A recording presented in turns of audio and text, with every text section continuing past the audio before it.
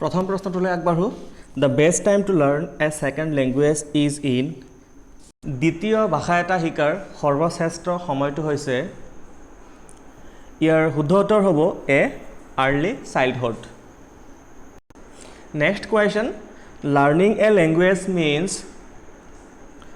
A learning all the skills of language B learning and using language skills in appropriate situations C. Learning to speak fluently in public. D. Writing good books in that language. ইয়াৰ শুদ্ধ উত্তৰটো হ'ব B. Learning and using language skills in appropriate situations. Next question. Effective learning takes place when the learners are passive, quiet, interactive, good at preparing for the examinations. ইয়াৰ শুদ্ধ উত্তৰটো হ'ব C interactive effective learning তেতিয়াই সম্ভৱ হ'ব যেতিয়া ই interactive হ'ব next question the right of children to free and compulsory education came into force in compulsory and free education কেতিয়া বলবৎ কৰা হৈছিলে ইয়াৰ শুদ্ধ উত্তৰটো হ'ব বি 2009 চনত holistic evaluation of learners is done by a unit end evaluation b term end evaluation c continuous and comprehensive evaluation d month end evaluation ইয়াৰ শুদ্ধ উত্তৰটো হ'ব c continuous and comprehensive education. Next question. Summarizing, note making and reporting are associated with dash skill. A. Reading. B. Writing. C. Listening. D. Speaking. ইয়াৰ শুদ্ধ উত্তৰটো হ'ব B. Writing. Summarizing, note making and reporting are associated with writing skill. Next question. The alphabetic method, the phonic method, the word method and sentence method are associated with A. Listening, B. Speaking, C. Reading, D. Writing. ইয়াৰ শুদ্ধ উত্তৰটো হ'ব C reading the alphabetic method the phonic method the word method and the sentence method are associated with reading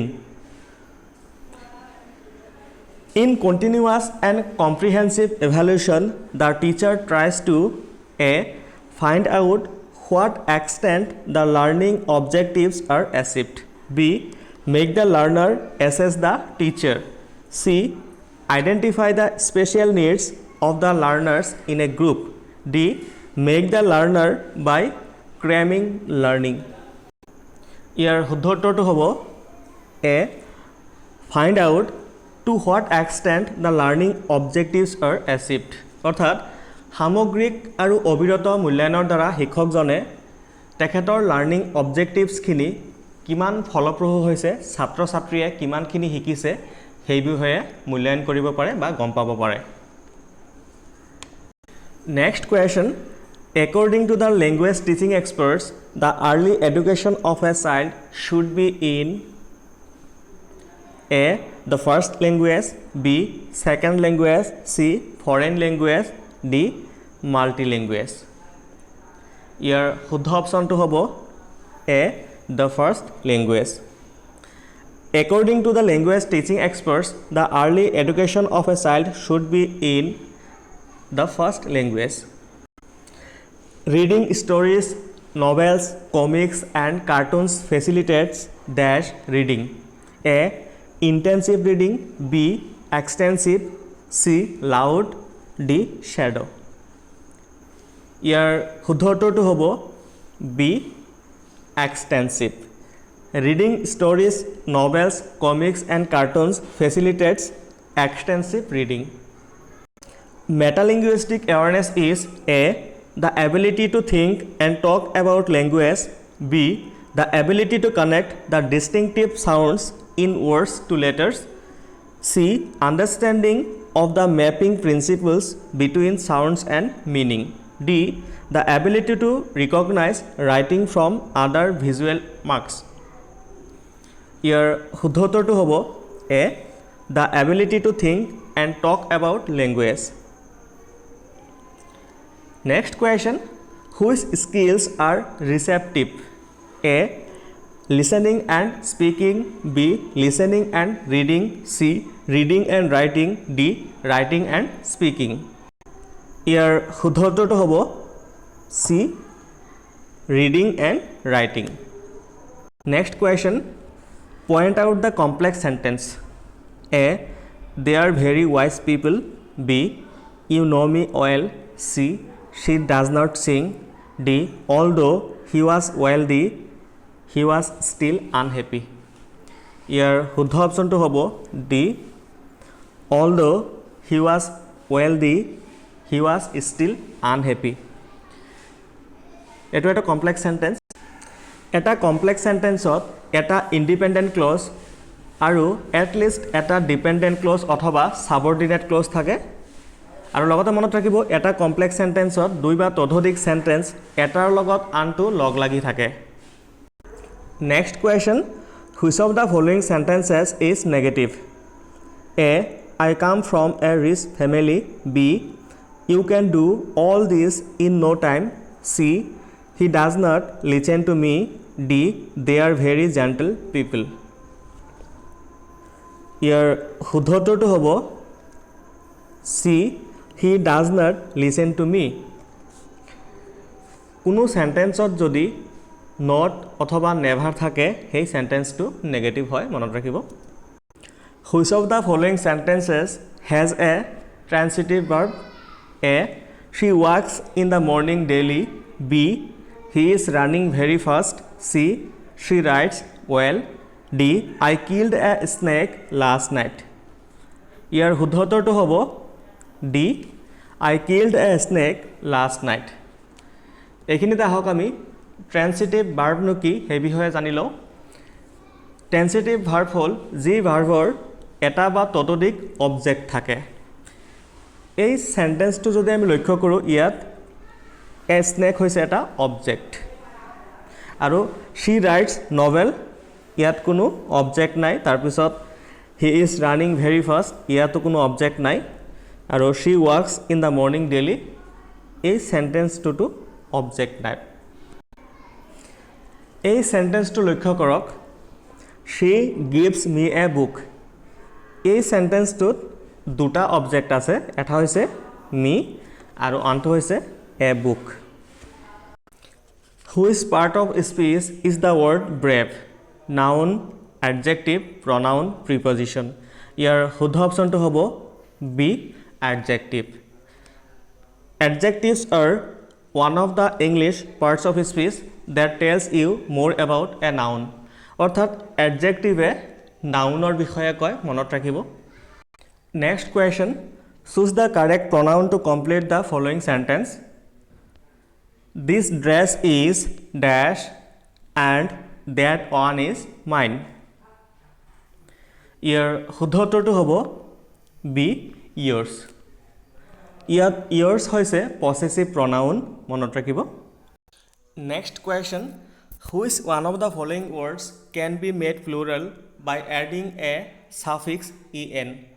তলৰ কোনটো শব্দৰ লগত suffix en লগ লগাই plural কৰিব পাৰোঁ? Box, max, tax, ox. ইয়াৰ শুদ্ধ অপশ্যনটো হ'ব D, অক্স। অক্সৰ লগত suffix en লগ লগাই আমি বহুবচন কৰিব পাৰোঁ oxen. Suffix means letters which use after words and prefix means letter which use words before. অৰ্থাৎ সাফিক্সসমূহ কোনো শব্দৰ পিছফালে লগোৱা হয় আৰু প্ৰিফিক্সসমূহ কোনো এটা শব্দৰ আগত লগোৱা হয়। ইয়াত অক্সৰ বহুবচন হৈছে অক্সেন। অক্সৰ লগত ছাফিক্স en যোগ কৰিছে টেক্সৰ বহুবচন হৈছে টেক্সেছ বক্সৰ বহুবচন বক্সেছ আৰু মেক্সৰ মেক্সেছ এই তিনিটাৰ ক্ষেত্ৰত ছাফিক্স es লগাই প্লুৰাল কৰিছে next question point out the sentence which is in present perfect tense A I shall go to Janopur tomorrow B she is very intelligent C your sister visited us yesterday D I have finished my work ইয়াত D টো হৈছে present perfect tense গতিকে option D টো শুদ্ধ present perfect টেন্সৰ নিয়মটো হৈছে subject plus have has plus ভাৰ্বৰ থাৰ্ড ফৰ্ম অৰ্থাৎ পাষ্ট পাৰ্টিচিপল প্লাছ অবজেক্ট ইয়াত আই হৈছে সাবজেক্ট তাৰপিছত হেভ আৰু হেজৰ হেভ হৈছে প্লাছ ফিনিছৰ থাৰ্ড ফৰ্ম হৈছে ফিনিছড আৰু মাই ৱৰ্ক হৈছে object I have finished my work a she is awfully busy B I am nobody for you C she is poor but she is by nature hospitable D my grandfather is not well ইয়াৰ শুদ্ধ অপচনটো হ'ব C she is poor but she is by nature hospitable